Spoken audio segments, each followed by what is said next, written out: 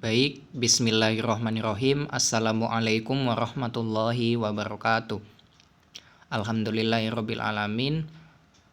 Puji syukur kita panjatkan kehadirat Allah Subhanahu wa taala karena yang mana pada pagi setengah siang hari ini kita masih diberikan kesehatan, kesempatan dan nikmat sehingga kita dapat menjalankan aktivitas kita masing-masing sebagai khalifah di atas bumi ini. Salawat serta salam tak lupa kita aturkan kepada junjungan kita Nabi besar Muhammad Sallallahu Alaihi Wasallam, karena beliau telah membawa kita dari zaman jahiliyah diarahkan ke zaman Islamiyah, yakni ad-dinul Islam. Semoga kelak kita mendapatkan syafaatnya besok di yaumul kiamah. Amin ya rabbal alamin. Baik, sebelumnya saya mengucapkan terima kasih kepada Ibu dosen Mukhlis Hasam selaku pengampu mata kuliah dari Sejarah Peradaban Islam. Dan saya berterima kasih kepada beliau atas kesempatan yang diberikan kepada saya untuk memaparkan materi tentang sejarah masuknya Islam di Indonesia. Perkenalkan, saya Arung Maulidani Susastra dari kelas SAA 1B, Program Studi Agama-Agama pada Fakultas Usuluddin, Filsafat dan Politik, UIN Alauddin Makassar, akan memaparkan materi tentang sejarah masuknya Islam ke Indonesia. Baik, langsung saja untuk slide yang pertama, yaitu proses masuknya agama Islam ke Indonesia. Masuknya agama Islam ke Indonesia hingga sekarang tidak diketahui waktunya yang pasti. Namun, para ahli sejarah mengemukakan dua pendapat yang akhirnya dapat diterima sebagian masyarakat tentang waktu masuknya Islam di Indonesia. Pendapat pertama menyebutkan bahwa Islam masuk di Indonesia sekitar abad ke-7 Masehi. Pendapat ini didukung oleh beberapa bukti. Yang pertama adalah catatan sejarah kerajaan Cina. Terdapat rencana orang Taksih untuk menyerang kerajaan Holing yang diperintahkan oleh Ratu Sima. Kemudian yang kedua adalah berita Chow Kufei tahun 1178 Masehi. Indonesia saat itu terdapat dua tempat yang menjadi komunitas Taksih, yaitu Foloan dan Sumatera Selatan. Kemudian yang ketiga adalah berita Jepang tahun 784. Agama Islam masuk ke Indonesia pada abad ke-13. Pendapat ini didasarkan pada munculnya kerajaan Samudra Pasai. Sementara itu, pendapat kedua menyebutkan bahwa agama Islam masuk ke Indonesia pada abad ke-13. Pendapat ini didasarkan pada munculnya kerajaan Samudra Pasai yang bercorak Islam pada abad ke-13. Pendapat ini sangat kuat dengan dibuktikan dengan satu, yaitu catatan perjalanan Marco Polo tahun 1292 Masehi. Marco Polo merupakan pelaut asal Italia. Berdasarkan catatan sejarah beliau, dia pernah singgah di kerajaan Islam Samudra Pasai dalam pelayarannya kembali ke Eropa dari Cina. Kemudian yang kedua yaitu berita Ibnu Battuta. Pendapat kedua juga didukung oleh berita Ibnu Battuta pada abad ke-13, yaitu ditemukannya batu nisan Sultan Malikus Saleh di Sumatera Utara dan berangka pada bulan Ramadan 676 Hijriah atau sekitar 1297 Masehi. Kemudian slide yang kedua adalah teori masuknya Islam di Indonesia. Yang pertama adalah teori Gujarat. Teori ini berpendapat bahwa agama Islam masuk ke Indonesia pada abad ke-13 dan pembawanya berasal dari Gujarat, Kambani, India. Dasar teori ini adalah hubungan dagang Indonesia dengan India telah lama melalui jalur Indonesia, Kanbai, Timur Tengah, Eropa. Pendukung teori ini adalah Snoeck-Hurgronje, W.F. Suterheim, dan Bernard H.M. Flecke. Kemudian yang kedua adalah teori Makkah. Teori Makkah berpendapat bahwa Islam masuk ke Indonesia pada abad ke-7 Masehi dan pembawanya berasal dari Arab atau Mesir. Dasar teori ini adalah Raja-Raja Samudra Pasai menggunakan gelar Al-Malik. Pendukung teori ini adalah Hamka, Van Leur, dan T.W. Arnold. Kemudian yang ketiga adalah teori Persia. Teori ini berpendapat bahwa Islam masuk ke Indonesia abad 13 dan pembawanya berasal dari Persia atau di negeri Iran.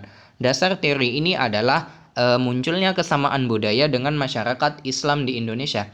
Salah satu contohnya adalah yaitu kesamaan ajaran Sufi yang dianut oleh Syekh Siti Jenar dengan Sufi dari Iran yaitu Al-Hallaj.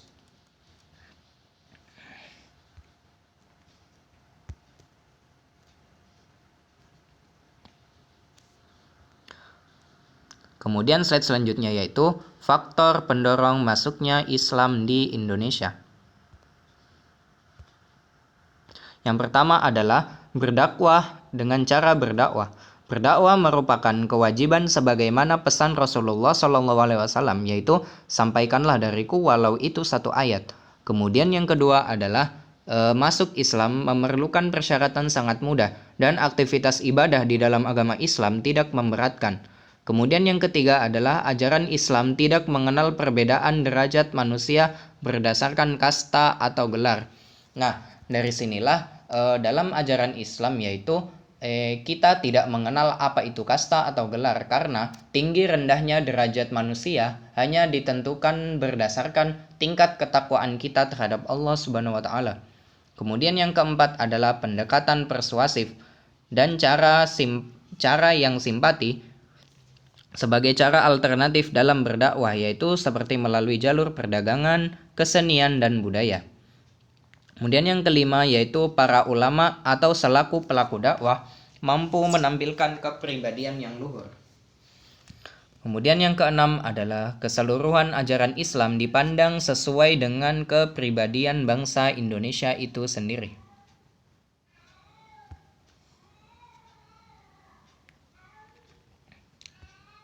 Kemudian slide selanjutnya adalah faktor pendorong penyebaran agama Islam.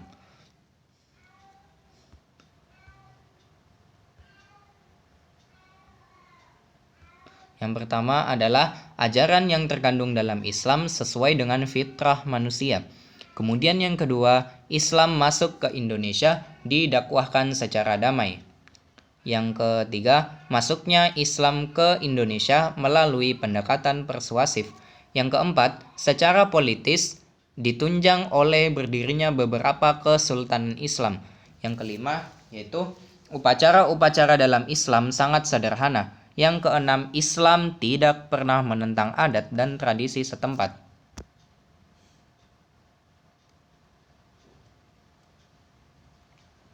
Kemudian slide selanjutnya yaitu strategi keberhasilan penyebaran Islam ke Indonesia.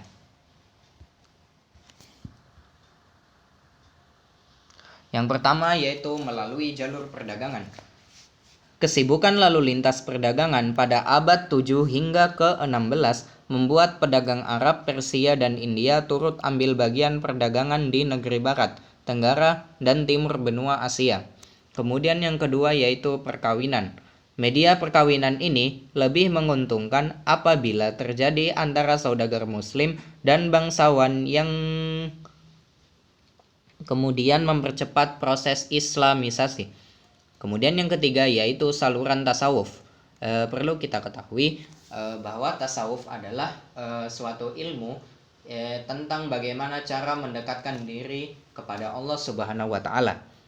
Pengajar tasawuf atau para sufi mengajarkan teosofi yang bercampur dengan ajaran yang sudah dikenal luas oleh masyarakat Indonesia.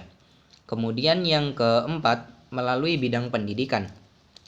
Islamisasi di Nusantara disebarkan melalui bidang pendidikan, yaitu seperti melalui pondok pesantren.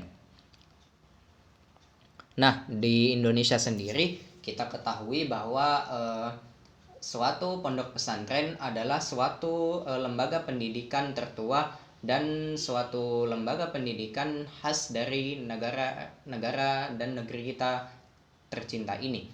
Nah, di Jawa kita tahu bahwa ada banyak pondok pesantren. Nah, kita lihat bahwa ada banyak pondok pesantren tertua di sana. Nah, dari itulah bahwa munculnya bukti itu adalah perjuangan dari para ulama-ulama, para waliullah yang berjuang mendakwahkan Islam di Indonesia. Kemudian yang kelima yaitu melalui kesenian. Salah satu sarana yang digunakan sebagai media dakwah para wali adalah wayang yang cerita-ceritanya disisipkan unsur moral keislaman. Kemudian yang keenam adalah melalui politik. Kemenangan kerajaan Islam secara politis banyak menarik penduduk kerajaan bukan Islam itu menjadi masuk Islam.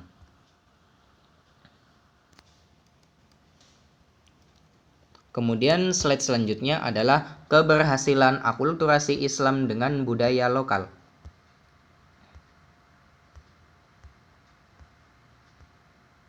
Yang pertama adalah seni bangunan. Wujud akulturasi bangunan dapat terlihat pada bangunan masjid, makam, dan istana. Masjid Aceh merupakan salah satu masjid kuno yang ada di Indonesia. Kemudian yang kedua adalah seni rupa. Seni ukir relief yang menghiasi masjid, makam Islam berupa suluran tumbuh-tumbuhan. Namun terjadi pula sinkretisme, yaitu hasil perpaduan dua aliran seni logam. Kemudian yang ketiga adalah aksara dan seni sastra. Nah, pada masa itu berkembang yaitu suatu tulisan Arab gundul pada zaman itu. Nah, tulisan Arab gundul yaitu tulisan Arab yang dipakai untuk menuliskan bahasa Melayu tanpa harokat. Nah, kita tahu sendiri utamanya yang berasal dari pesantren. Pastinya kita tahu tulisan gundul yang biasa digunakan untuk menulis makna dari kitab-kitab klasik karya-karya para ulama zaman dulu atau ulama salafiyah. Ada 4 seni sastra yang berkembang yaitu hikayat, babat, suluk, dan primbon. Kemudian yang keempat adalah sistem pemerintahan.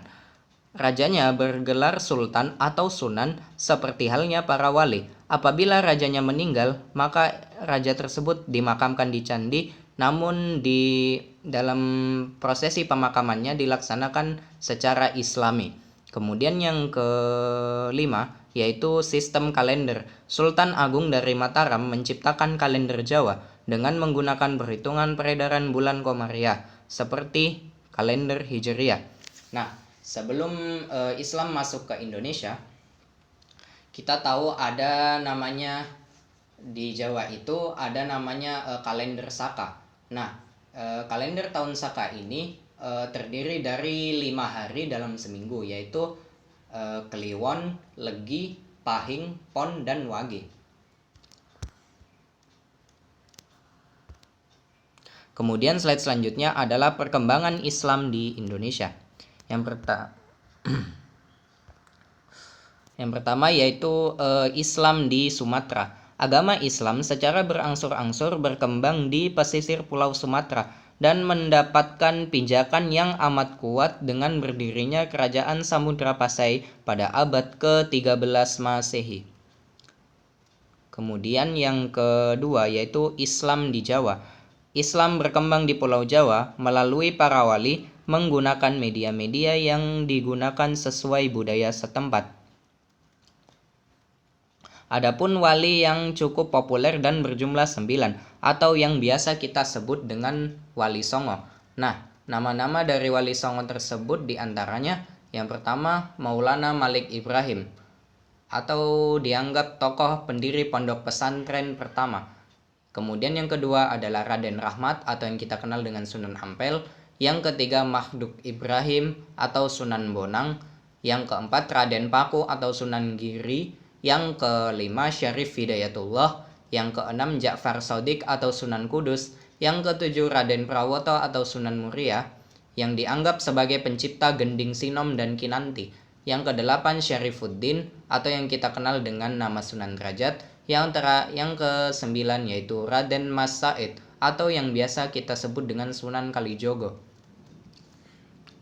Kemudian yang ketiga yaitu perkembangan Islam di Sulawesi. Agama Islam masuk ke Sulawesi pada abad ke-16, namun mulai berkembang pada abad ke-17. Dakwah Islamiyah ke Sulawesi terus berkembang ke kerajaan Bugis, Wajo, Sopeng, Sidenreng, dan lain-lain. Suku Bugis semula sulit menerima ajaran Islam, namun berkat kesungguhan para mubalik secara berangsur-angsur mereka menjadi penganut Islam yang setia. Kemudian yang keempat yaitu Islam di Kalimantan. Dakwah Islamiyah ke Pulau Kalimantan yang pertama kali dilakukan oleh pedagang dari Malaka, Palembang, dan Jawa. Pada abad ke-18, lahirlah seorang ulama besar dari Banjar bernama Syekh Muhammad Arsyad Al-Banjari.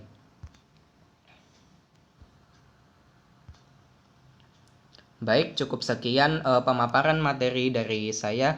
Kurang dan lebihnya saya mohon maaf. Wallahul muwaffiq ila aqwamit thoriq. Wassalamualaikum warahmatullahi wabarakatuh.